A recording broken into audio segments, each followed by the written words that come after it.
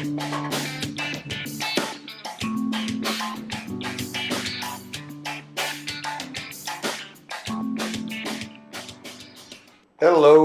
and welcome to the Stronghold podcast. We are back. Finally, I just went on holiday. Jake has been diseased Dying constantly for the last 2 months. He had dengue and he had COVID within within the space of 4 weeks. I got 2 deadly infections. Which one was worse? Dengue by a million miles. Dengue was worse. Gee, Yeah, I've had dengue. It's brutal. Yeah, COVID. I just had a bit of a cold. It was annoying. Dengue. I was laying in bed wishing for death. What were your symptoms with the dengue? I was mad. I got like a ridiculous fever. I was covered in a rash from head to toe. My entire body was like aching and sore all over. And then I got really sick. Yeah. And then you got COVID. Yeah. And then got that. So I've just been absolutely out of it for the past 7 weeks. Well, we're back now, baby. Back now. You're looking good. You're looking better. You're still clearing your throat a little bit, but you're looking pretty good. Apologies to anyone watching or listening if I cough all the way through this. And I just got back from LA. You did? First time out of Singapore. How was that? 3 years. It was pretty crazy. No, I was telling everybody, the thing about America is I live in Singapore now, and I've been here for so long that I'm so used to like the Singapore and the Southeast Asian lifestyle. And when you go to America, there's just there's always this sort of ambient level of chaos that's just ramped up higher than here, right? Like within the first day of being there, I'm just sitting at the crosswalk about to go get a Starbucks or whatever, and some guy's crossing the road in the middle of the street when the light is fucking green, and then some car stops up and honks at him, and the guy punches the fucking car, right? It was like first day. That would make like mothership here. Yeah, exactly. And then after that, it was the next morning. And same thing, I'm going out like 10 o'clock. There's a Starbucks right around the corner of the Airbnb that we were staying at. And so I'm going in there maybe 9 a.m. or something like that. And there's this homeless dude sleeping on the middle of the sidewalk. And right at the same time, this woman is like, has her toddler, her 2-year-old, 1-year-old in a stroller and is pushing him and just goes around him, right? And just keeps on going. And I'm just like, oh, this is kind of weird, right? But America's fucking awesome, man. It's really cool. It's fun. I haven't been back in so long. We went there to go visit the Subconscious BJJ, the affiliate. It was cool. I saw some people get their black belts and some people get some stripes on their belts, and we all just rolled a bunch and then had some food. And that's the move, man. Anytime you travel, now that we can actually travel again, when you go to a new country, stop at the jiu-jitsu gym first. Yeah. Because then you can actually meet the locals. Like, they want to take you out. They want to show you what's up, have some dinner, whatever, right? And you straight away have a good, cool group of friends right when you get somewhere. The jiu-jitsu people will know where all the sketchy stuff is in town. Oh, yeah. The jiu-jitsu people know where all the right shit is. And, yeah, man, it was good. Hung out, we went to the Comedy Store, which is really cool. Oh, you see? We saw Pauly Shore. He was funny. He killed it. Pauly Shore killed it. Is a very funny stand-up who made some terrible movies that wrecked his career. He was so funny. I didn't know, right? I've never seen Pauly Shore do stand-up, but his mom was the owner of the Comedy Store, so he's literally grown up there. And he was really good. And we saw Jesselnick. I can't remember his first name. He's been on the Joe Rogan podcast before. Yeah, I think I know. He was sharp. He was really sharp. His act was definitely a bit weirder, but really cool. Like, it was cool being in that place. It was totally packed. You still had to wear... no, you didn't have to wear a mask. Pretty much anywhere. The only time you had to wear a mask was in an Uber. Yeah. And they just got rid of that like right after we left. Anyway, so we came back, and then... while I was over there, actually, one of the executives at One contacted me about judging, and which was awesome, right? It was like a dream come true experience for me being cage side when live fights. I saw Liam Harrison and that craziest round ever, the craziest round of all time, and we're gonna get to that. If you haven't watched that fight, go watch Liam Harrison's fight. I mean, it was 5 knockdowns in like 2.5 minutes or something like that. It was crazy. It was one of the crazy. Everybody in the crowd was loving it. And like hearing the shin slap off of Liam Harrison's head because you're so close to the cage was crazy. So being like there and seeing it live, like working in like one of the biggest shows in the world was just like a dream come true for me. I loved it. And did you see the Mikey Musumeci Imanari match? Yeah. Saw that one. Dude, Imanari had him in an ankle lock in the first part of the match. So they started out looking like they were going to play leg and tendons, right? And then Imanari got him in his ankle lock, and I could hear his ankle go from the side of the cage. And then and Mikey didn't tap, and then all of a sudden, like once he got a little bit of separation, he's like, okay, I'm passing the guard. I'm not. I'm not playing this game. I mean, I could hear his foot pop, and Imanari didn't even have like the knee line. He wasn't even past the knee line. He just was bridging into it so hard. Just, I was like, ooh, might be limping a little bit today. And I got to be a judge for that fight, which was crazy, right? I was an actual judge for Imanari versus Mikey Musumeci. So it was cool. It was really cool. And while I was in LA, that's when they started communicating with me about possibly judging. And I had to send them a resume, which makes sense. Yeah. But I haven't had a resume. I haven't done a resume in like 10 years. I've just been like, I was a teacher, and then that was the last time I used a resume, and then it's just gym to gym to gym to opening up Stronghold. So I don't need a resume for that, right? Right? And then I have to do it like in just a few days, and I was like, oh man, I felt like I was being so scrutinized, because it is. They're looking at it, and you're trying to make it nice and everything, and I was like, oh, I haven't been scrutinized in like a professional environment like this in quite a while. I don't like it. I'll just literally stay in the job I'm in rather than write a new resume. Oh, it's brutal. Hate it. It's brutal. And I have an old resume, but this is like they wanted like a martial arts resume, right? Yeah. Which I haven't made that, right? Because everybody, like when I got hired at places, it was because I was training there and people knew me already and stuff. So that was a little bit stressful. And then for preparation, they had me watch a bunch of fights and then score them using the one scoring criteria, because they use the global rule set, which is different than the They unified didn't give rules. you the Christian Lee Hawk fight, did they? No, they didn't. They didn't. But I talked to some of the guys. I talked to the other judges at the fights on Friday, and then I asked them, and they all also thought Christian won. Yeah. Interesting. Yeah, interesting.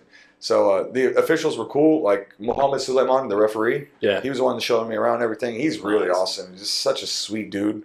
All of the staff, the people that work there, everybody was vibing in the fights. Like you can even see the tech guys and everything that have the cameras and the mics and they're just sitting there like on the edge of their seat watching these fights too. They're all just really good fight fans. Yeah. And so the energy was sick.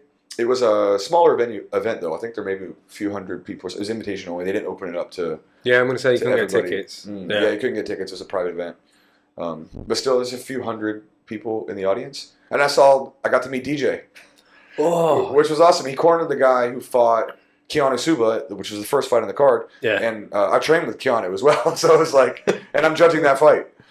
So, but yeah, I was just sitting there. I have to do this thing where I'm in the second seat and the camera passes by when the fighters walk to the cage. Yeah. So they make you stand up because they don't want to see like the side of my fucking head, right? Whenever DJ's walking by. Yeah. So, and I'm sitting there just kind of standing at attention or whatever, so I don't look ridiculous in the shot. And then all of a sudden I see Demetrius Johnson walk by and I was like, I was literally just like, what? What? Oh my goodness, that's amazing. And then, I was able to meet him later on. I didn't get a picture, though. So stupid. Yeah, that is foolish. And then I did something that really made me feel like a jerk. So Leo Vieira is the head judge, right? And then there are 3 cage-side judges. And Leo Vieira, if you don't know, is the founder of Checkmat, which is like one of the biggest gyms in the world. And I walked in, and I see this Brazilian guy sitting there with all the judges. And we exchanged names, and I was like, Leo, or what? And he just says Leo, and I was like, I know this guy. I recognize you from somewhere. I totally recognize him, but I can't quite put my finger on it because I've never met him in person. Like I've seen him in jiu-jitsu competitions, and I've seen him on BJJ Heroes and stuff like that. But got a few of his DVDs, that sort of thing. Yeah, I mean he's a legend. Yep. He's a legend. Trained Buchecha is 180cc. Like he's a legend. And then the meeting goes by, and I'm really trying to make sure that I learn everybody's names and everything. So we're just about to leave, and I was like, sorry, man, can I get your name again? And he goes, Leo. And then I was like, look, again, I just want to make sure I remember your name. And then Mohammed Suleiman is taking me into the cage, and then he's like, oh, yeah, that's Leo Vieira from Checkmat. And I was like, I knew it. I knew it. Oh, I feel like such a dick now. But he was super nice, and when we were in the rules meeting, I was just like, damn, another guy I wish I got a picture with. Yeah. But you must have been, to a certain extent, because you first go into the fight, you must have been, starstruck, for want of a better word, at times. I mean, that close. Like, if DJ walked past me now, I'd be going wild. Like, it was amazing. DJ and Liam Harrison and did you see the Swedish girl? I think she's a Swedish girl that's 17 years old, won the Muay Thai World Championship, beat Jackie Bouton, who beat Wonder Girl or Supergirl, one of them. I can't remember which one. But 17 years old. She has like 35 fights or something like that. Dude, baby face. Yeah. Right, baby face. When you see her walk by, I was like, what? Wow, 17 years old, almost 30 plus fights, and then wins a world championship. Unbelievable. The pressure she was putting on was ridiculous. And then when they give her the mic at the end, Chatri gave her 50K. And then so she starts to like 17 years old, right? Yeah. Chatri gives her 50K. You can see her like starting to shake. And then when she starts speaking on the mic, she just sounds like so innocent, so young, so like but she was marching this girl down, Fairtex style, right? Just right in her face, constant pressure, like fighting like a seasoned vet. And then you hear her talk, and you're like, oh, and then that 17-year-old girl comes out. That other one was the warrior, right? And then you're like, oh yeah, this because the 17-year-old girl, it's amazing. In her head, she's like, 50K, that's a lot of like BTS merchandise I can buy. I don't think I earned 50K till I was like 25, and that's just on a regular I've never got that in one go. Yeah, me neither. So that was amazing. And then Liam Harrison and can you pull up the Thai guy's name? I don't want to get it wrong. He's a Lumpini champion, and I'm trying to get my my knowledge up on the Thai fighters because they're so awesome, they're so amazing. But the names are tough. First of all, and second of all, there's so many of these just amazing world-class Thai fighters that one's bringing in, who outside of Thailand are not super known. And this guy that Liam Harrison fought was a Lumpini champion. Like that's as elite as it gets. And then the fact that he dropped him twice was absolutely amazing. You got a name there? I do, but I'm not going to try to attempt to say it. Let me throw it up. I'll give it my best shot. Let's see. So if you haven't seen this fight. Oh, you can't say it's not very bad. We got Muang Thai. Muang Thai. Yeah, amazing fight. Former Lumpini champion. Liam Harrison looked like an absolute savage. Dropped twice. I saw the second knockdown, right? I'm watching it. Usually, like if you go to the fights, you're a little bit far away, and it's better to watch the big screen. Screen. Yeah, you're so close that like you can actually see everything like full. Right, it's right next to the cage, and I saw Liam go back like timber straight back after that second one, and I was like, oh, he's not getting back up. The first one would have stopped most fights. The first knockdown where he gets in with a head kick was absolutely like. He gets the hand in the way, like you were saying earlier, but it's still absolutely flush. I mean, the fact that it knocks you down whenever you still got a hand up just shows you the power of those kicks, right? I mean, and then the second knockdown, he goes straight back. And then if you watch the count, right, because it's an 8 count. Yeah, standing 8. Yeah, and so he literally is like on his knees by like 6 or 7, and then all of a sudden he just pops up right at the last second. I was like, oh, and so I'm like, oh, I'm afraid he's not going to recover. And then what's his name? Muang Thai. We go Muang Thai? Yeah. So Muang Thai started marching him down, right, trying to finish him. And then Liam caught him with that punch when he got a little too aggressive trying to finish him after that. Because one more knockdown and Liam Harrison was going to lose. But because like I said, you didn't hear the commentary, but the commentator was literally like, oh, one more knockdown and Harrison's done. And you thought that was the way it was going to go. Muang Thai's, like you say, coming in, too much pressure, gets clipped. But he bounced straight back up. He didn't even want the standing 8. He was like, no, it's not a knockdown. But I was like, no, it is. Then... Harrison went attack mode because it's all he could do and clipped him again. That's one of the best rounds in Muay Thai history, I think. I mean, 5 knockdowns. What was the finish time? Like 2 minutes? Was it 5 knockdowns in 2 minutes? I mean, that's literally a knockdown every like 15 or 20 seconds. That's like video game level nonsense. Like it doesn't even make sense that it happened. Don't really interview. I mean, it must have been 2.5 minutes or something like that. Like it was the first round. Yeah, first round knockout. I'm trying to find it now. Is it for you on YouTube? Yeah. If you're listening to this, just go on YouTube now. Yeah, you got to go watch this fight. If you're a fan of Muay Thai kickboxing, then you got to go watch this fight. It was amazing, and even the main event, Regan Ursal and this German guy who fought for the world championship. Great fight. Dude dropped him with a flying double knee. Right, Regan Ursal got dropped with a flying double knee, split the guard. And he just kept marching him down and was able to finish. The whole event was bad. I mean, dude, Mikey Musumeci and Imanari was fun. Yeah. You had the Kiana Suba, who I've met and trained with, got a dominant win, and I got to meet DJ, which was pretty sweet. And then the main events were amazing. 17-year-old winning a world title. The guy who fought, can you pull up the card, Jake? The one card, so I'm not firing this all up by memory. But the guy, I didn't find this out until later. I saw this guy fight, the guy who was in the third from the main event. He fought the South African guy in an MMA fight. It's flyweights. It's the third from the main. But anyway, this guy had a match with Davison Figueiredo in the UFC and lost by split decision. Right? Like he's Jared Brooks. That's his name, Jared Brooks. Yeah, I got it here. Jared Brooks versus Volkan. Yeah, Booking. That's exactly right. Can you pull up Jared Brooks' record? Because if you don't know Jared Brooks, the work he's doing at one is just ridiculous. I mean, he is one of the top flyweights in the world, no question about it. And he's next. He's going to fight. He's going to fight for the title next.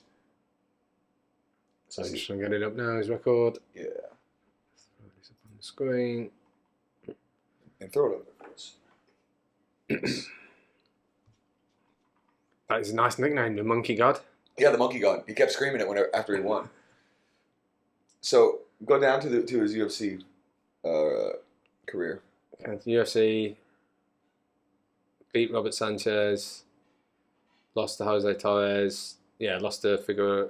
Fought Ian McCall, who was one of the best in the world. And that split decision, you can see it right there. Yeah. That split decision lost to Davison Figueiredo. Yeah. I mean, split decision with Davison Figueiredo, come on. That's good. Davison Figueiredo is an animal. He's an absolute animal.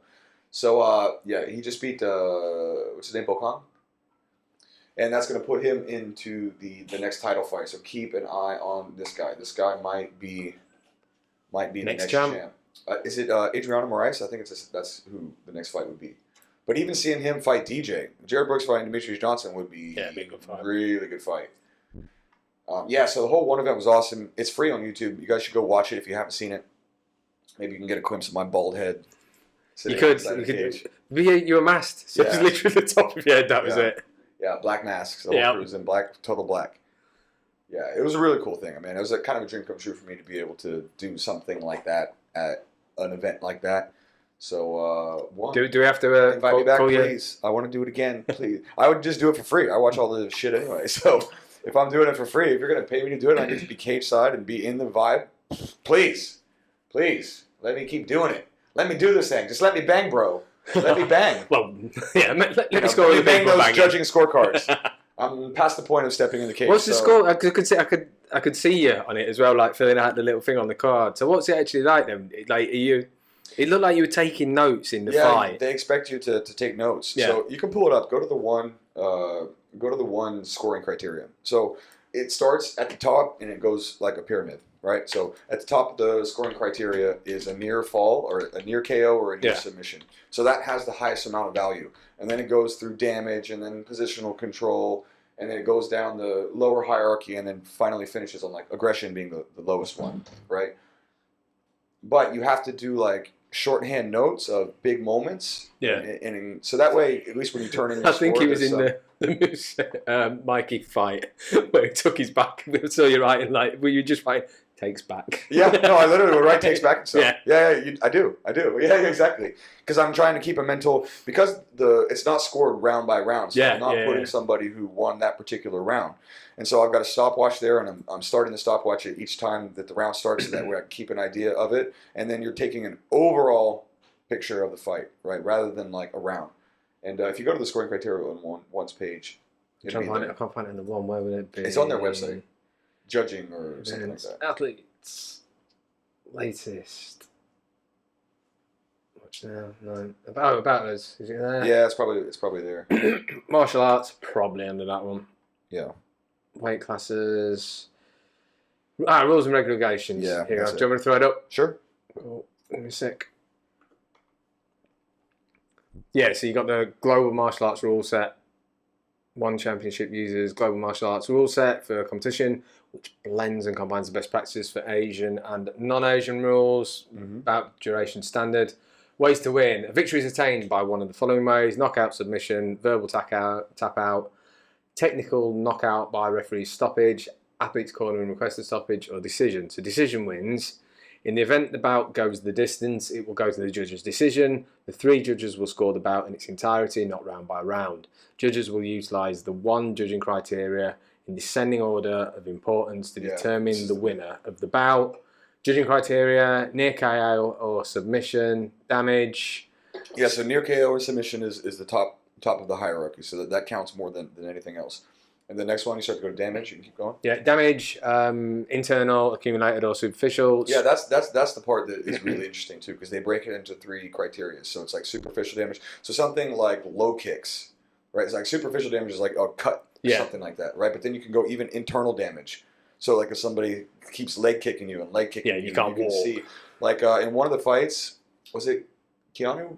I don't know. I can't remember exactly, but in one of the fights, one guy kept kicking the leg and was having really good success with the leg, and then I saw him change the stance because he got kicked in the leg, and I made a note of that as an as an example, as an internal damage. Because if I see you get kicked a few times and get a little tender, then you switch stance. That leg's hurting, right? So I'm like keeping that as part of that. And then in another one of the fights, one of the guys got a big swollen eye and cuts on the eyes, and then you put that down for superficial damage. Yeah. And then you start to go down to like ground control and combinations being the next one, ground control, takedowns, takedown defense, and then aggression at the bottom there. You keep going? Yeah, so let me bring it back up. So striking, like you said, combinations and cage general shit. Ground control, superior positioning, earn takedowns or takedown defense. Takedown defense is an interesting one. Yeah. To be scoring it on. So if now you're a judge, you can ask these questions. Yeah. So there's a fight going on, let's say. Someone keeps shooting for the take, like not a lot's happening. They keep shooting the takedown. Takedown keeps getting stuff every time. I know this is unlikely to happen, but hypothetically, the person stuffing the takedown every time is then going to win on the judge's socard. Well, no, the takedown itself scores higher. And you can also start to blend some categories. Like if I just keep trying to take you down, I can keep you pinned against the cage. You're starting to deal with like positioning and ring generalship and stuff like that. But takedown defense, for example, to a back take, right? Like let's say I sprawl out and then I spin behind you. Yeah. Right? That's takedown defense, and then I ended up actually also getting a takedown. So it's like offensive takedown defense, right? Yeah. Like I'm defending the takedown, and then when you shoot in, I'm punishing you. Yeah. I'm catching you with stuff, I'm separating again, or you take me down and then I sprawl and I take your back, and it's stuff like that, right? Yeah. Like active takedown defense, not just like defense for defense's sake. And then at the end you get the aggression. Yeah, which is the lowest scoring criteria, which makes sense too, because aggression in and of itself shouldn't mean much, right? Like you can have aggressive defense, you know what I mean? Like anyway, yeah. So that was absolutely awesome, and I got to in the training process whenever they were sending me the fights to judge, I got to judge some like interesting fights as well, like some split decisions and things like that. So because they're trying to see like, okay, this is a close fight. What's your take on it? Yeah. So they kept sending me like they're not giving you a one-sided 10-8 every round. 10-8. Yeah. But the whole process was super streamlined. The event was awesome. The staff and everybody there was really, really cool. The other two judges were in from America, so I was the only one based out of Singapore there actually. I'm trying to think if there was anything else super eventful that happened. By the way, yes, please, will do again. Hook me up. Let's go. Great time. They've got another big event coming up soon, don't they? Yeah, that'll be the interesting thing. I wonder if they're gonna bring me back. I hope they do. Let's see when the next one is. There you go. You got to learn these names, not me. Yeah, exactly. I'll throw this one up for you. Is this the next one? Yeah, I think so. Oh wait, wrong button. Okay, what do we got here? Which is the Pecha Morocco. Pet Morcott versus Vigneault. Yeah. Vigneault. I don't know. Yeah, I'm doing bad with both of those. Okay, so we got Pet Morcott, who's one of the absolute best Muay Thai fighters in the world, against where's that guy from? Is he French? France. Yeah, okay. So French, also great kickboxing, great Muay Thai. Who else you got there? Can you read them out for me? Pranjachai from Thailand, Joseph Lasiri. Oh, nice. So that'll be a good one. If you want to watch one of the greatest fights I've ever seen, watch that Lasiri Haggerty fight. Yeah. He hits him with a jumping downward elbow that sends Lasiri just flying to the mat, but that guy's really, really fun to watch. This is a banger for Is it more Muay Thai. Muay Thai and kickboxing, right? Yeah, Muay Thai and kickboxing. Jonathan Haggerty, Walter Goncalves. Oh, yeah. Muay Thai. That's a good fight. He gave Rotang a pretty good fight. Goncalves is really good. That's a damn good fight. Oh, Tonan's... Tonan. Who's he fighting? But it's submission. Oh, it's BJJ. Yeah. Tai Rutolo. Oh, Ty Rotolo. Yeah. Oh, that's a good one. Good... Oh. Yeah, they got some...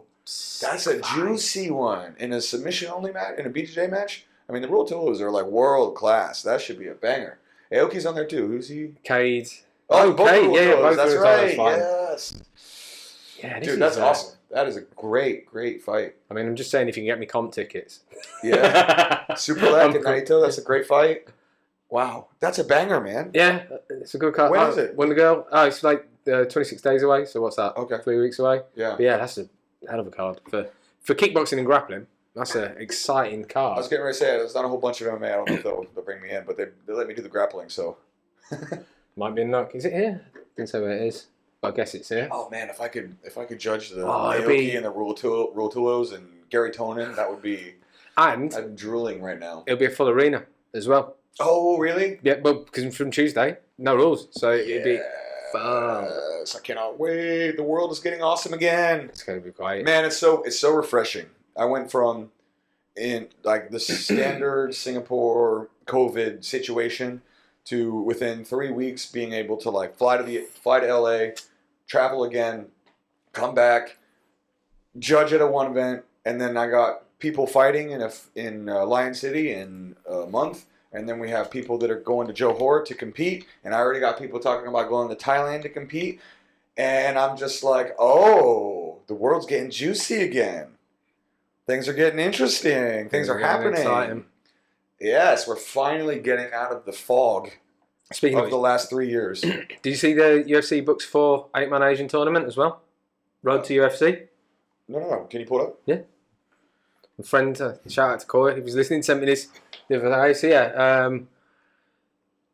a bit of a throwback format. The UFC is set to host 8-man tournaments across 4 divisions, with the winner taking home contracts and officially joining the roster. Oh. As officially announced by the promotion, the series is dubbed Road to UFC and will feature Asian MMA prospects from flyweight, bantamweight, featherweight and lightweight. Opening round will kick off on June 9th and 10th at the Singapore Indoor Stadium, just a couple of days before UFC 275 is hosted in the same venue. 10 fights per day, which will also include 2 non-tournament bouts each. Semi-finals later in the year. No specific fighters in the tournament have revealed just yet, but people come from across Asia, and obviously we probably all have our fingers crossed one of those fighters might be Kai Xiong. Whoa, that is really fun. Yeah. Actually, Kai Xiong's fighting this weekend. He's going to Korea. Oh, is he? He's fighting like the top flyweight in Korea. Sweet. Yeah. Kai Xiong, listen to me. Win that fight, come back, win on this tournament. I'm going to bet big on you. Yeah, man. I just met Major last night. We went out to have some beers. First of all, because I hadn't drank the whole week, I went from drinking like almost every day while we were on holiday, as you do, to then coming back here, and I was like, first of all, I need some time off. So I was like, I'm not going to drink throughout the week. But then yesterday, I was really jonesing for a drink because like my tolerance is so high right now because I was just drinking every day. And then did the fight on Friday, didn't have a drink, sent Major a message, and I was like, hey man, let's meet up. Had a few beers, no big deal. Went to this Korean place, had a few beers. Major was like, or he said, or I said, I don't know. I was like, let's get a bottle of soju too. Thinking nothing of it. Cool. Get a bottle of soju. That bottle of soju lasted about 10 minutes, and I don't remember anything after that. I don't remember anything. I don't remember how I got home. Major sent me a message. It's so hilarious. He sent me a message and said, he goes, it was a disaster after that bottle of soju. He said that his wife found him like asleep eating a hamburger sitting in his kitchen. So he literally just like went home, had a hamburger, and fell asleep like on the food. It's fine. I was like, oh, sign of an epic night when you don't remember how to get home. You We've fall all asleep in your been food. there. Anyway, and the point was, while I was chatting with Major last night, he kept telling me about Kai Xiong. He's like, dude, Kai Xiong's at another level right now. Yeah. And he kept telling me everything, and the guy that he's fighting is apparently the top Korean prospect, and it's what's the name of the promotion? Brave. Yeah. Brave, and they have pretty good production. Like it'd be the best chance for him to actually get his name out. And Just in time but for it's the a tournament. it's a tough fight though. According to Major, it's going to be a really tough fight. So Kai Xiong, we're cheering for you, buddy. We'll definitely break down your fight next week, unless you don't want us to because it's horrible. Yeah. Just tell us. But I got faith in you, bro. Let's go, Kai Xiong. Come on. What is it? I'm trying to find it, see if we can get the fight card up. Maybe we should get him on the podcast after. Anyway, yeah. So he's competing next week, and then what else do we got, man? What else do we got? Oh, Tyson Fury. Tyson Fury. We got 2 Tyson incidents over the last week. We got Mike Tyson punching some jackass on a plane, and then Both of them one-sided beatings. I think it's fair to say. man, Tyson Fury just doesn't make sense. I just don't like. How does he move like that? How does he move like that? You just see his fat jiggle, and he's like dancing around on the outside. Yeah. He's got footwork like Ali, but he looks like your drunk uncle, right? Yeah. Like, But as well, he can do it all. Because did you watch the fight? yeah. Yeah. Like, they were brawling at parts in that. Like, Yeah. tied up, rabbit punching one another. a few cheeky elbows here and there and stuff like that. Like, Yeah. he can do that as well. Oh, he's one of the best at that. Yeah. That's one of his things. He's really good at like skirting the line in the clinch of like pulling the head and pummeling and hand trapping in tight. His inside boxing, I mean, that was really what made the difference between him and Wilder. Yeah. Is like when they're in tight, which is crazy because he's so big. The fact that he's that large and has got that kind of frame but can in-fight like that well, I mean, in that uppercut he caught him with. Oh. Damn. Flush. Yeah, flush, had him coming in. Yeah. Boom. And then Dillian White, when he tried to stand up, and the referee's like checking on or whatever, and then he just started to... You see the push Fury gave him too? Because he hit him with the uppercut and then and then pushed off of him, and that's kind of what sent him flying backwards. Yeah. You know who else did that? Was Andy Ruiz. It's a really interesting boxing tactic, right? Because sometimes knockdowns are scored so highly, Yeah. but you can get stunned by a punch and not get knocked down. But if I stun you and then I chop you, yeah, and this is what Andy Ruiz did to Anthony Joshua. He like hit him with I think it was like a left hook or a right hand, and then chopped down on his head when he was like hurled over, and then just sent him to the canvas, right? And then Fury did the same thing, stunned him, and in that split second where he's trying to recover, he pushed him. The balance is gone, and he just went straight down. Really interesting, like boxing tactic for making sure that you get that knockdown scored. But Tyson Fury, just the best of this generation. Yeah. Beat Klitschko, beat Wilder twice. Anthony Joshua lost. Andy Ruiz lost. You have Usyk. You have Usyk there. Usyk Fury would be the last one, and then Tyson Fury would be the unified, first unified heavyweight champion since Lennox Lewis in 20 years. Yeah. First unified, but Usyk is fucking dealing with some shit right now. Usyk's a little busy shooting Russians, so it might be difficult. Although I think he's now come out and he's in camp for AJ. Yeah. So they're going to fight, and then Fury announced his retirement and said he was done with boxing, but already his missus is saying, well, no, he'll come back to unify the belts. And so then, you're like, oh, all right. And then he's called in Francis Ngannou. Yeah, but that was strange, to say the least. Strange. Yeah, he's just strange. But they're trying to build hype in, but it's just weird. Yeah. But, they tease that. If they're going to do that, they should do it in MMA gloves. Well, that's what they were saying. That should be the one thing. It doesn't need to be for a title. It doesn't need to be for the WB. It doesn't have to be... It can be a boxing fight. Exhibition style. Just to make it more interesting. Yeah. Right? You remember when Floyd fought Conor and then just the glove changing sizes was like this whole thing?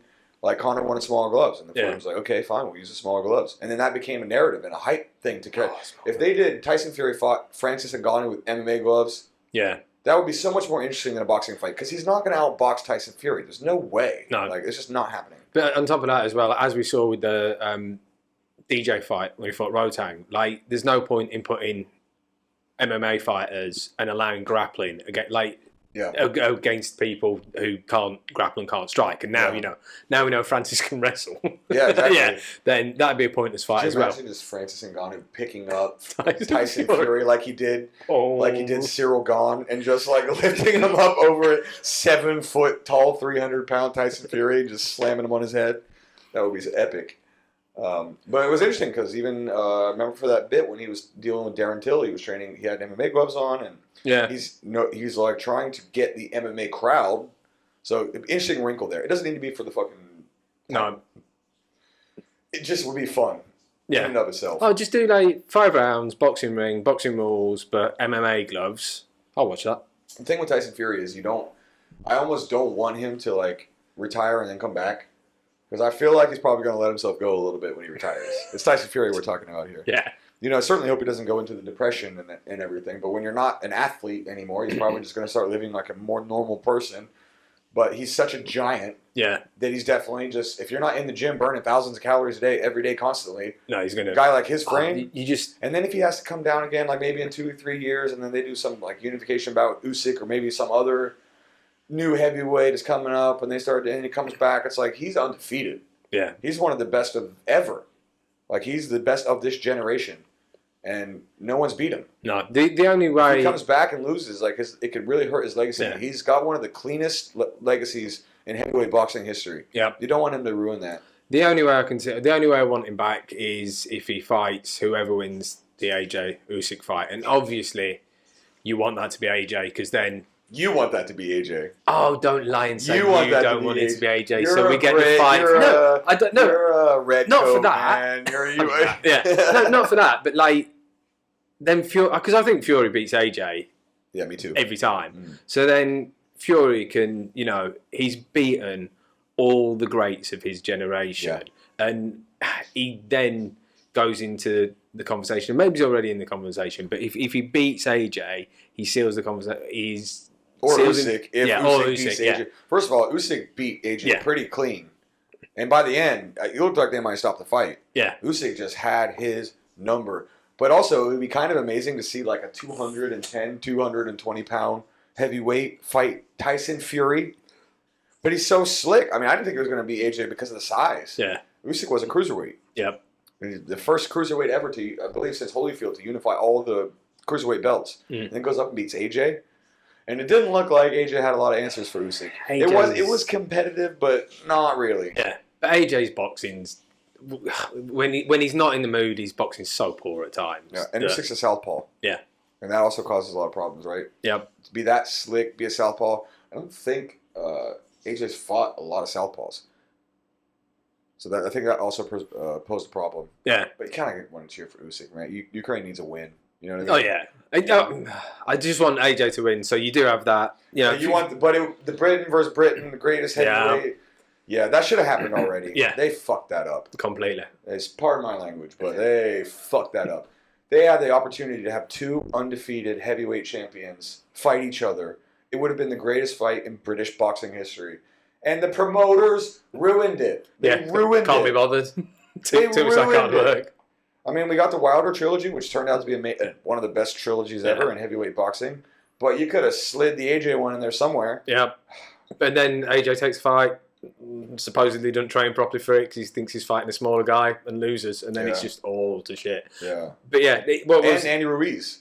Oh yeah, and Andy Ruiz. He was the one who really was the wet blanket. And then Andy Ruiz spent all that time himself into the super heavyweight division. All those tacos. Listen, I was in LA. The taco truck game, next level. I had the best taco I've ever had in my life. Oh. It blew my mind. First of all, the corn tortilla, game changer. You don't want the wheat one. You want the corn one.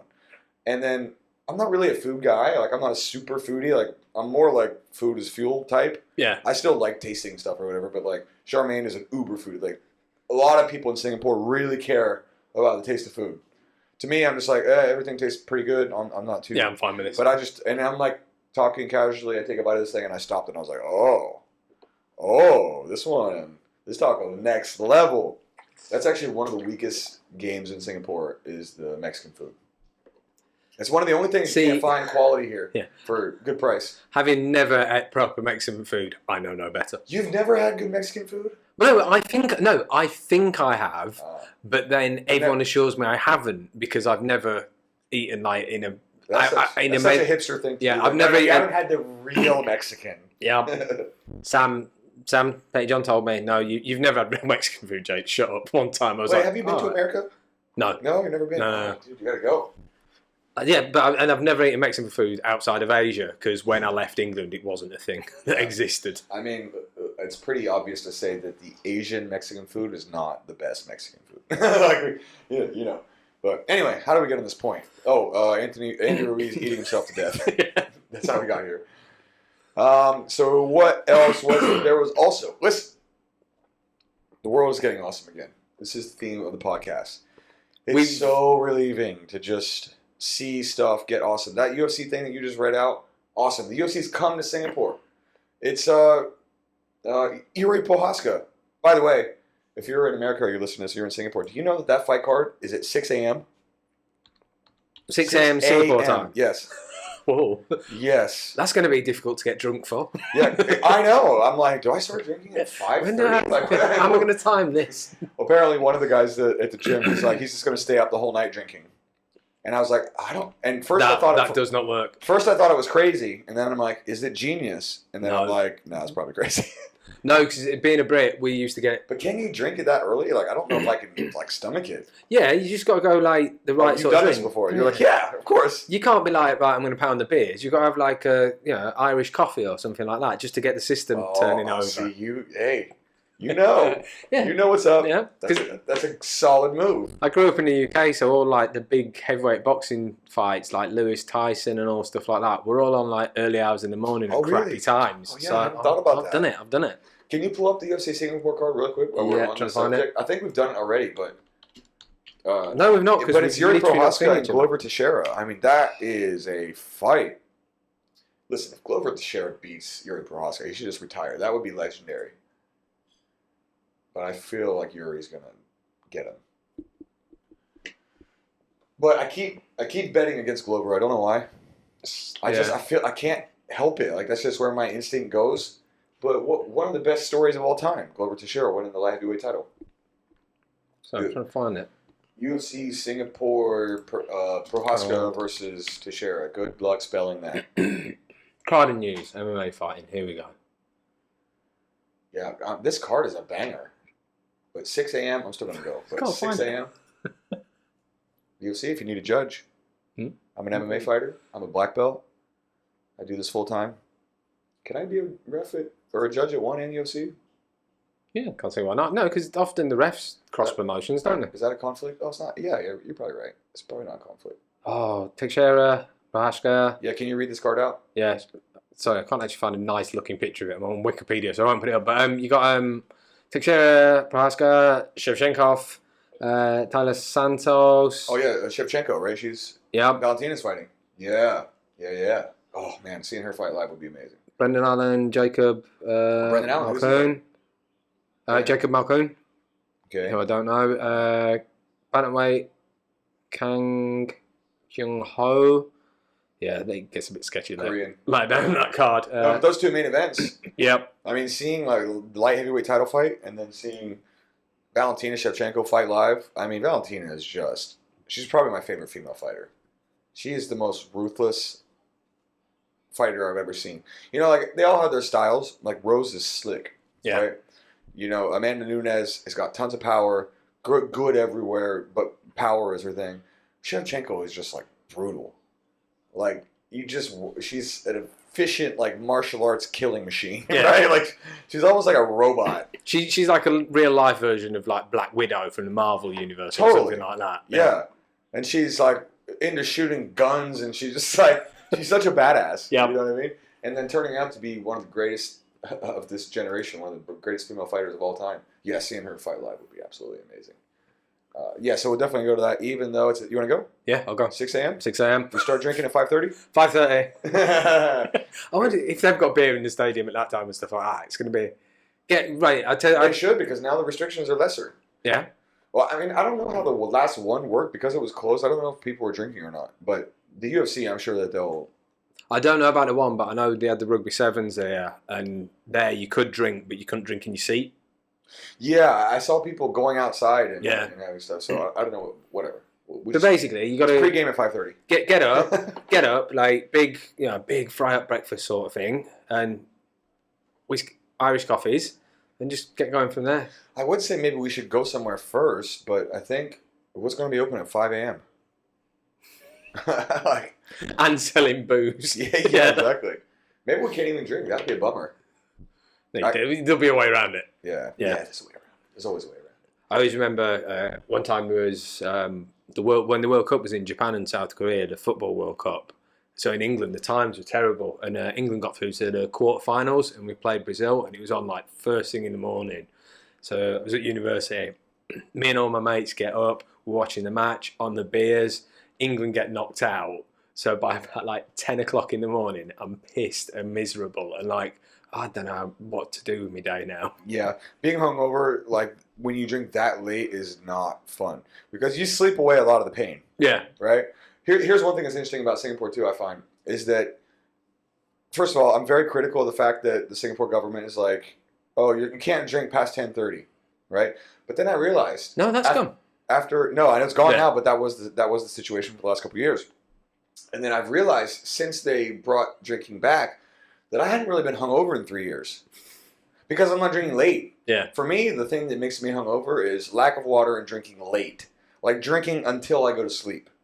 Because then I wake up and I'm still like drunk or /hungover. Or if I'm drunk when I wake up, then the hangover kicks in. Yeah. But if I stop at like 10 and I have a few hours before bed and I have some water, I wake up like, even if I'm drinking a decent amount, I'm still feeling fine. Yeah, you're not bad. But then I was like, like for example, going out with Major last night, I woke up this morning and I was like, oh man, I haven't felt like this in a long time, and it's because of that. So there's actually, I guess, some positive form of the fact that the government's like, nah, you're not allowed to drink. You have a bedtime. You have a curfew. And I was just like, okay, well, COVID, I'm going to do my thing. Yeah. And then now I'm like, oh yeah, drinking until 2 is brutal. Like, I don't think I can do that anymore. I'm too old. yeah.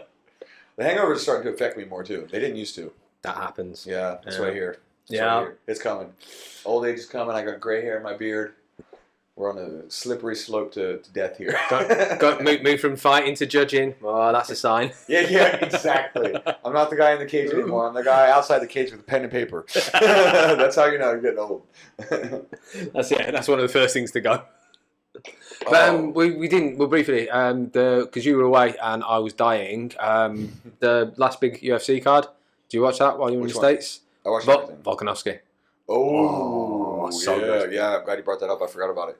First of all, just beat down. Like, so slick. He looks so slick. Yeah. Unbelievable. He's got better. His hand, so much better. I mean, he's one of the most dominant fighters. Him and Usman. Yeah. Right? Who else would it be? It's him and Usman. Yeah. Number 1, number 2, pound for pound. You might even put Volk ahead of Usman. I mean, he's, 21 in a row? Who's got a longer win streak, Volk or Usman? I'm quite curious. Because, I mean, you have to start asking the question, is Volkanovski the best pound-for-pound fighter in the world? I think he's straight. What a fucking legend. What a fun guy. Man, I watched his post, I think I mentioned it on the podcast. I watched his post-fight press conference after he fought Brian Ortega. Yeah. And he just comes across as the nicest dude of all time. He's so funny. He's like, he's doing shoeies, he's drinking, he's laughing, he's kind of talking shit in a playful way. He's like talked about being in the guillotine. He literally goes like, "Oh, that was ending my fucking title reign deep." And he's laughing about it while pounding a beer, and it was just so fun. He was so entertaining. But did you see as well in the zombie fight at the start? Was it the third round he took him out? Because fourth. So I think it was the fourth round. Yeah. So the end of the third, like, but it was looking rough. Yeah, people were saying, "Is zombie going to come out the corner?" And I think it was Herb Dean refereeing. Herb Dean was like, "If he starts hitting you, I'm going to stop this fight because it's not competitive." Volkanovski at the starting round, this is how nice a guy he is. Says to Zombie, "Are you all right?" Yeah. Like, literally, like, "Are you sure you can do this?" And Zombie says, "Yeah." Then when he clips him and he goes back, he goes, "Sorry." Classic. Like, he didn't want to do it. He's becoming one of my favorite fighters. Yeah. He's such an animal, too. The only reason people dislike him is he beat Max Holloway twice. I know. Who's another amazing... Yeah, I think that's probably the most recent case of... This happens a lot in sports, right? Where you have a fight or a game or a match or whatever the case may be, and it's just like you don't want either one to lose because they're both so fun. Yeah. Every now and again you'll get those. Most of the time you have your guy, you're kind of low-key cheering for whoever. But that was one of those ones where it was just like, especially the last one because it was so close. Yeah, so close. So he's on... Winning, we got one... Oh, crap. So Holloway... yeah, I mean, I think you can start to have a conversation. The only thing that's different for Usman and Volkanovski is the second Max Holloway fight. That's what I think still puts Usman at number 1 in the pound for pound. 21 fight win streak. That's what I thought it was. Yeah. That's what I thought. What about Usman? Just going to check now. He lost once in his early pro days by rear naked choke. But Volkanovski lost. But I think Volkanovski lost like welterweight, didn't he? Oh, I didn't see. Wasn't Volkanovski's lost at welterweight? Not sure. I'm pretty sure it was. It wasn't a featherweight. So I got count. Yeah. No, you don't have to count. I mean, just... okay, yeah, I guess since you're already on it. 4. Let's see who's got better numbers. 10, 11, 12, 13, 14, 15, 16, 17, 18. Oh, shit. No, I've lost count. They're both pretty... 18, 19, 20... Are they both on 21? Oh, I think. Interesting. 21 fight win streaks. Jesus, that's a lot. Yeah. Wonder who's going to go down first. Who do you think loses first, Usman or Volkanovski? So, Volkanovski is probably going to get Holloway next. And I still think Holloway. What about Usman and Hamzat? Are they going to give it Hamzat yet, though? Oh, yeah. Yeah? You think? They're going to, yeah. He's such a hot prospect. Like, he just beat the number 2 guy. Yeah, no, true. They could give him Colby first. But who's Usman got? I mean, Usman's not scheduled No, to fight Usman's not anybody. fighting Leon Colby Edwards. again. He's got Leon Edwards. Yeah. Oh, because did you see? I keep forgetting about Leon Yeah, Edwards. everyone keeps forgetting about Leon Edwards. Even me. It's, And I love him. it's almost a meme of this podcast at this point. Yeah. It's literally us multiple times being like, oh yeah, Leon Edwards. Oh, shit. Yeah, Leon Edwards. Poor guy. Him. They were saying that Edwards was offered money to not fight. They were literally like, we'll This pay, is the we'll most pay Leon you, Edwards but yeah. move of all And you're time. like, well, this sounds very Leon Edwards, but it turned out Edwards said no, that's not true at all. Like, I Oh, wouldn't- really? Yeah, I wouldn't book a fight. I did but- see that. I didn't know if it was true or not. No. Oh, interesting. So, yeah, it'll be interesting to see who wins that one. But the Peter Yan, Aljamain Sterling as well, we've not spoke about that. Oh, yeah. Now, Aljamain Sterling won that fight under one scoring criteria. Problem was, it was under UFC rules, so then I'm half and half. Who did you have winning? Jan? I had it 2-2, and then thinking about who won the first round. That's the round, right? Yeah, and it was so even in that first round. It could go either way. I think Sterling deserved to win the fight because one of the rounds, I think it was the second round, he could have got a 10-8 there. He was so dominant once he got to the floor. Yeah, he had the more dominant rounds. Yeah. Right? And oftentimes when the fights are really even like that, that's a fair question to ask. It's like, it's so close, but who was more dominant when they were dominant? Yeah. Because that little pitter-patter stuff on the feet in the first round, Yeah, no one landed much clean. It was just... But I need to rewatch the first round because that is the important round. I think I'm right in saying as well, the cleanest strike of the first round, Sterling caught him flush with an elbow. And that was the biggest like hit of the first round. Yeah. So it's fair that he gets the first round, even if he was slightly outstruck, which I think he was, but he got the biggest hit. Yeah. So then but the point is, it's not up to him. It's up to the judges. Yeah. Judges gave it to him. So you can throw away all that, Oscar shit. It's like getting the award for acting, whatever. First of all, and he was brutal. Wasn't his fault. That was the judge's He was still in that fight. Referee's decision. Yep. He came back. He did what he could. Yeah. Right? It's a tough fight, and the judges picked who they picked. I thought Jan won, but it was close enough that I'm not mad about it. Yeah. If they're that close, it's just at a certain point it becomes subjective. Like there's clear winning and losing, and then there's a point where it's like so close that okay, either guy, I get it. Yeah, it's not a robbery. Yeah, that's exactly. for sure. Yeah. And good for him. Like he ate so much shit. He was the joke, one of the biggest They're cheering for Peter Yan in Florida. Yeah, fighting an American when Russia's at war. I know. Like, what is wrong with the world right now? Like, even your own team you don't cheer for because of that stuff. It's just crazy to me that they didn't cheer for Aljamain. It's not his fault. Like, it's not his fault, clearly. But anyway, that blew my mind. But also, Petr Yan is a beast. Yeah. People like watching him fight. I don't give a shit if he's Russian or if he's whatever. But it just kind of blew my mind that they would cheer for the Russian over the American in America. But that's how bad his reputation was after that fight. Yeah, the fact that he's able to come back and then erase that, at least to some extent, is amazing. And him versus TJ will be an interesting fight. Yeah, be good to see. And hopefully, Triple C's calling him out. Who do I mean? Sorry? Oh, God, his name's gone out of my head now. The retired guy, beat DJ. Olympic medalist. Cejudo. Yeah. Oh, God. Henry His Cejudo. name just went out of my head. I could see his face and everything. But he's saying he wants back in and he wants that fight. So He we'll wants see. Volkanovski, I thought. Oh, does he? I'm sure I saw today. I think he wants the three belts. Ah, okay. So does Connor, So but Connor's not getting it. Quadruple C? Yeah, quadruple C. Is there an easier way to, like a way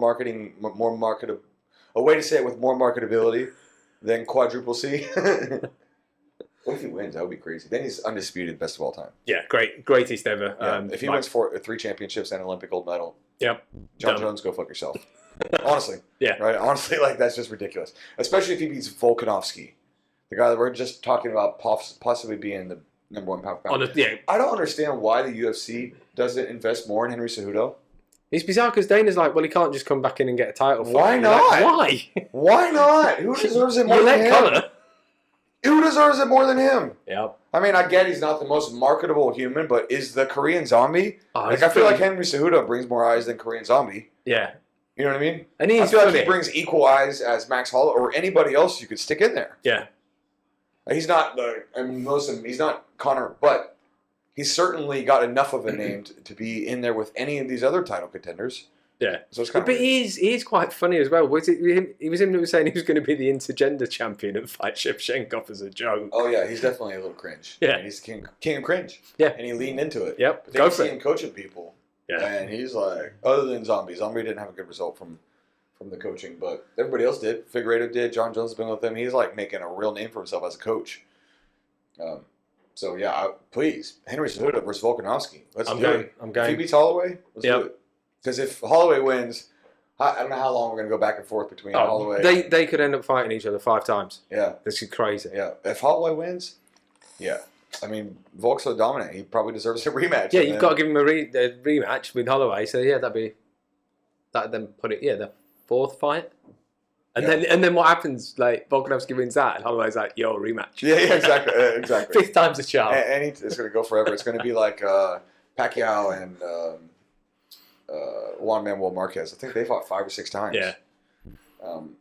And what else was on that card that UFC when I was overseas? Because the whole event was pretty good. I remember like watching it. Mackenzie Dern, I think she was the. Yeah, Mackenzie Dern was on Burns. And Gilbert Burns and Hamzat.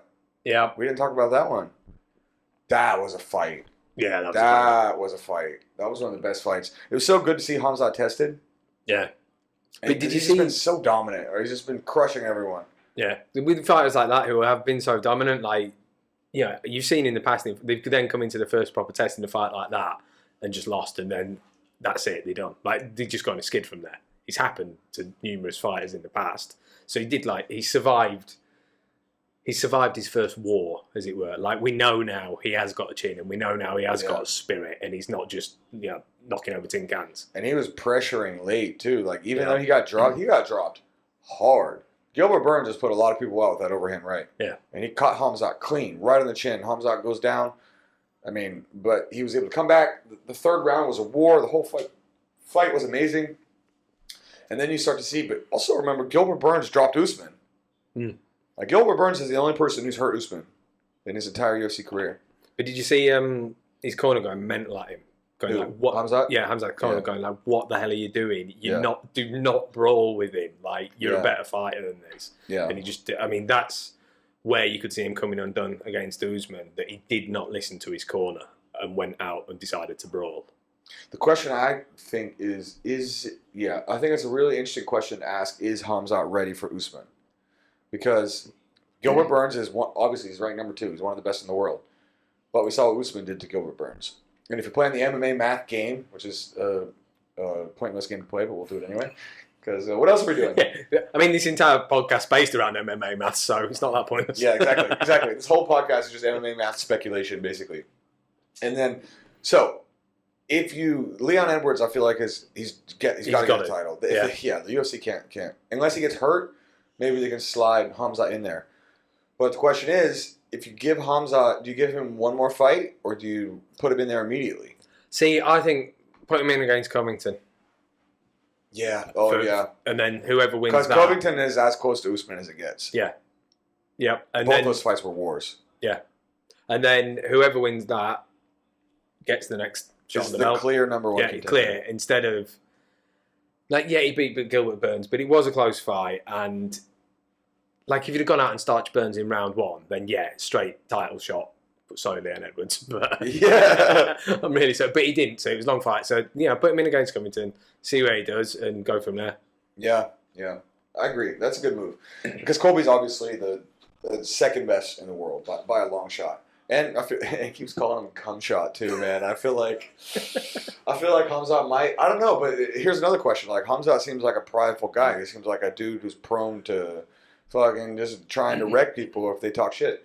If Colby Covington goes full Colby Covington on Hamzat, which he will, of course, because he does it to literally everybody. Charmaine loves it. She loves Colby Covington just because he's so much brilliant. Drama and nonsense. I love him too. But if you do that, does Hamzat bite? Does he pull like a Jose Aldo and bite on Conor McGregor's stuff? Yeah. Because first of all, Hamzat's cardio looked good when Yeah. he fought Gilbert Burns, but Colby's cardio Colby's got- is 'cause legendary. As well, it's not going to be a 3-rounder. It's going to be a main event. Yeah. 5 rounds. Yeah, and Colby Covington's cardio is legendary. And if he can get Hamzat mad and get him fighting like he's mad, Yep. he might catch him, or he might beat him down late. Like, Yeah. but we'll see. Hamzat's the truth, but we'll see if there's any hiccups along the way. And you still got the Mac Daddy standing at the top of that division, so everybody's got to go through Usman. And so far, nobody's exciting even gotten times. close except for Colby. Yeah. No one's even. Yeah. Looked like. Well, Burns caught him that time, but then got dealt with, And and then beat him down the next round or whatever. Dropped him with a jab. yep. So, all right. We covered that. What was the last thing? Mike Tyson. Mike Tyson. Iron Mike Mike. Tyson. Iron Mike. Street fighting again. What happened, Mike? Oh, you were dealing with the most annoying human being in the world? Slap that dude, man. Yeah. So I am firmly of the opinion the guy got what was coming to him. I don't condone violence, but sometimes if somebody pushes you, I can relate to the feeling of wanting to snap and slap somebody. Can we find a version of this that we can show without getting pulled? Yeah. Just trying to find it now. Maybe Instagram. So if you haven't seen this, I'm sure you've seen it. Everybody in the world has seen it. Mike Tyson was on a JetBlue flight in the U.S., and some guy was like, they're filming a TikTok video, I guess, right? His friend is across the aisle filming this dude who keeps like poking Mike Tyson, keeps talking to him, hey, Mike, this. The guy looks drunk, and he looks like he just looks like such a, pardon my language here, he looks like such a fuckboy, right? He's just got that face. He looks so annoying. He looks so annoying. He just looks like this drunk frat boy. He's should be respectful to the legend that is Mike Tyson, right? And he's just the entire interaction. Yeah, okay, so Jake's got it here. Let's see if we can take a look at this. This is the news here. TMZ obtained cell phone video. That will be I mean, look at his body language. Look at what he's doing. You see Tyson's just like, yeah, fuck off, mate.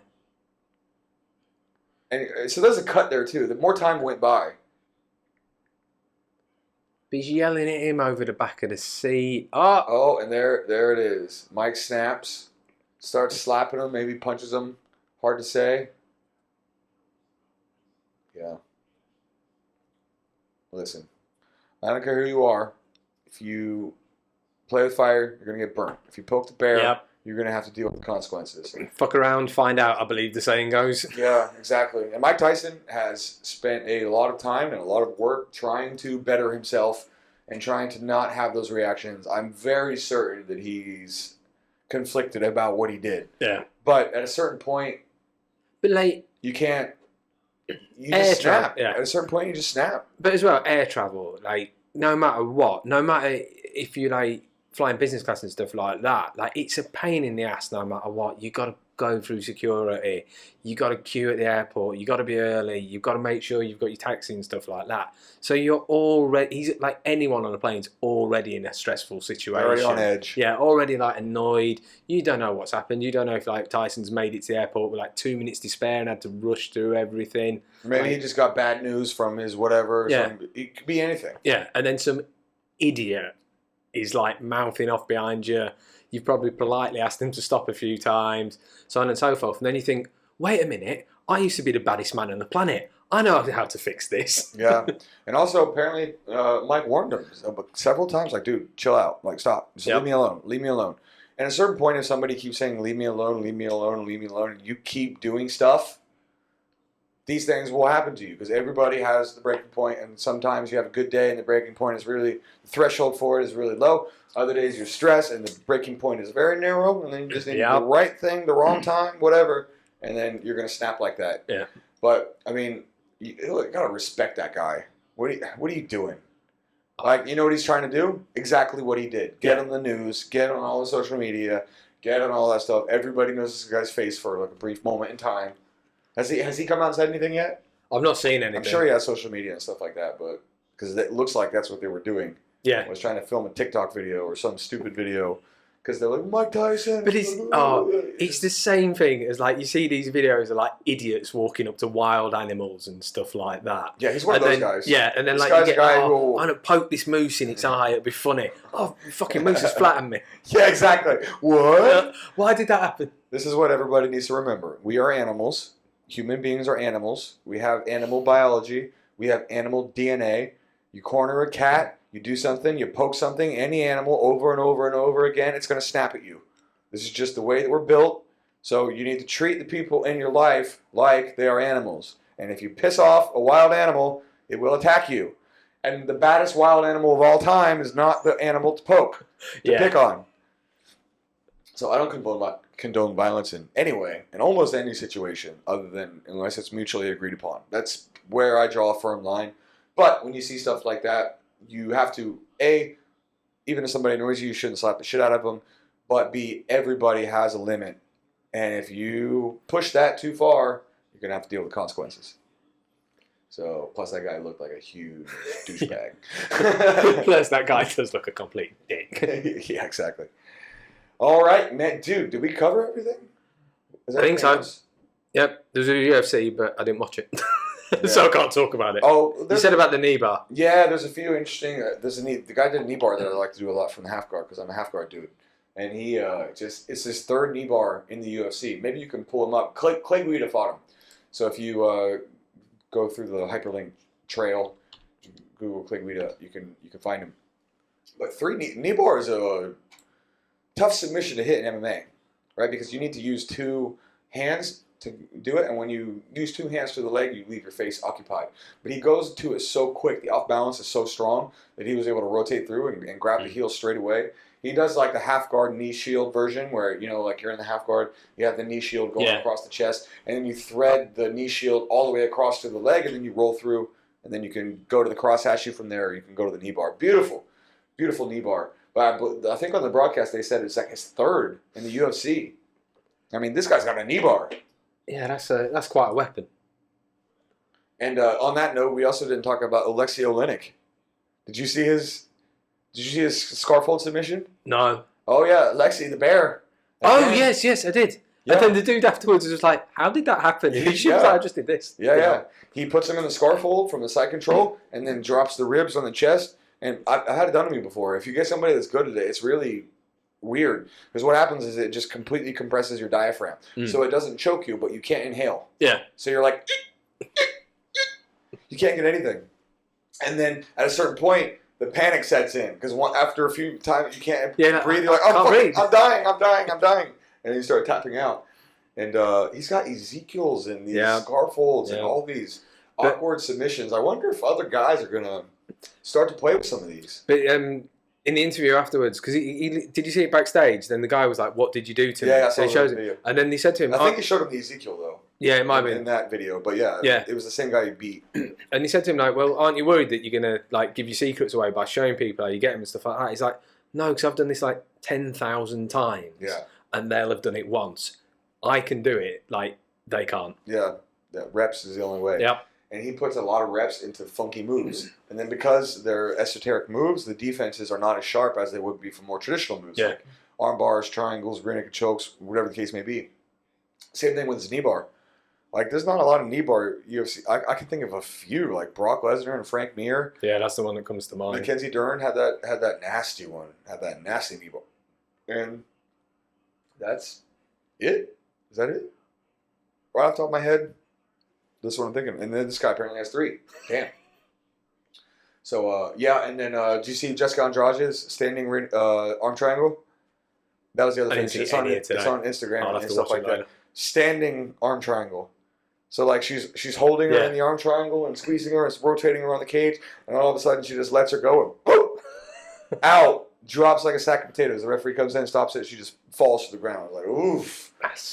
Anytime, like John Jones did that when he fought Machida, anytime you choke somebody out on their feet and they're unconscious, when you release, it's just brutal. It's like a dead body falling to the ground. Yeah. Like there's no effort to break fall. There's no effort. The hands aren't going out. So you're just seeing like a corpse. Yeah, just because on the ground, when you normally submit somebody, they're laying down already. So, the head goes back. But when you drop somebody on the feet with a choke and then you see the body collapse, it's like particularly brutal and gruesome to see, right? Yeah, especially... I've seen it. It's never that bad when you're in like an academy or anything like that because they're landing on the nice soft mats and things. Yeah, and people will put you down gently. And they're not just going to drop you like you're yesterday's trash. Like John Jones when he choked out Machida, when he let him go, he was just like, I'm out. Boom. with authority. You know what I mean? And so that was a good one. The knee bar was a good one. And there was another pretty good fight. It's slipping my mind. Mace Barber, was it that one? Macy Barber, yeah. But there's another one. Venata. Who? I don't know. I'm trying to see it now. Lando Venata. Oh yeah. That was a good one. Charles The other Jordan. guy finished him. Yeah. Jordan Wright. Marc Andre Barrialt. Not sure how you say that one. So yeah, no, but I didn't see any of them. So Yeah, I mean, it wasn't the best UFC card Yeah. of all time, but a couple interesting finishes there. The standing arm triangle being the most interesting, and the knee bar. I need to start teaching that knee bar. I used to do it, but you get these moves, like, especially for me, I've been doing jiu-jitsu for 17 years. So, like, there's just moves that I used to do all the time that I, like, don't do anymore. Yeah. I kind of forgot about. This is one of them, because it's a nice entry into the leg entanglements from the half guard, which is the position I play all the time. And then I was like, oh yeah, that move exists. that. I need to dust that one off. I haven't used it in a while. All right, man. Well, should we wrap it up here? Yep, all good. What number are we on? We don't know. I guessed I It's think not- it's is it 67 because the last one didn't count because Okay. that was 'Cause, live carnage. David Wee wants to come on episode 69. He's specifically. I'm looking forward to that one. He's specifically requested episode 69 in more times than I'm comfortable with. Actually, I saw him at we had this guy Sil who was competing at the wrestling competition, the national team trials or whatever. And I saw David there, and he just, David's a judo guy, and he's a jiu-jitsu black belt. He's also a judge at one. Really nice guy, and a teacher as well. So like me and you. And he just kept like destroying everybody at this wrestling competition, and then he reminded me again that I told him he could be on episode 69. So I think two more to go. Okay, so we'll do next week's, and then the following one, I'll contact David. So that'd be a good one because that's Gaethje Oliveira. Ooh, juicy. There's so many good fights coming up. There's so many good fights, dude. The world is awesome. Again, I'm starting to feel it. I'm starting to get the juice. It's exciting. Starting to get the vibes. Mother Nature flowing through me a little bit. All right, man. So I guess this is episode 67. We'll call it that in any case, just for David, so that way he can get 69 by us. And all right, everybody. Thank you all for listening to the podcast. Please like, subscribe. You can follow me on social media. You can follow Jake, even though he doesn't ever post Don't do anything. And we will be back next week for what event? Is there an event next weekend? There is Rob Font's fighting, I think. Rob Font. Is it like a fight night or something like that? Yeah, fight night. Okay. Otherwise, we will be back just to talk our typical nonsense. Thank you, everybody, for listening to the podcast. We appreciate you so much. You guys have a good day. Thank you. Oh, wrong camera. There we go.